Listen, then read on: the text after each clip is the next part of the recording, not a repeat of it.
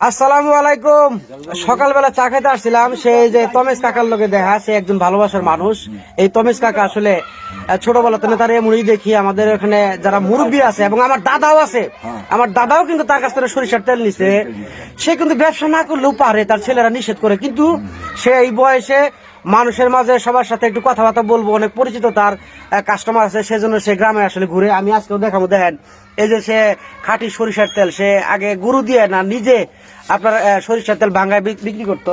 এই যে তেল আমরা দেখাইতেছি, দেখেন তমেজ কাকা কিন্তু এই যে তেল নিয়ে আসছে, একবারে খাঁটি সরিষার তেল। একটু ডাইলা আমাকে দেখাবো। আমি একটু ঠান্ডা লাগছে, খামো। দেখেন এই যে তেলের কি কালারটা, তেলের কি কালার, আসলে খুব অসাধারণ। সে একটু খাই, ঠান্ডা লাগছে নিজেরও। এই যে তোমার যে দেশ এবং দেশের বাইরে দেখবো, তাদের উদ্দেশ্যে তুমি কিছু কবা? তাদের কাছে কোনো কিছু করার নাই তোমার?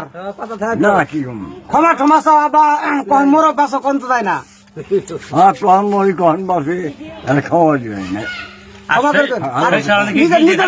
নিজের জন্য দোয়া চাও।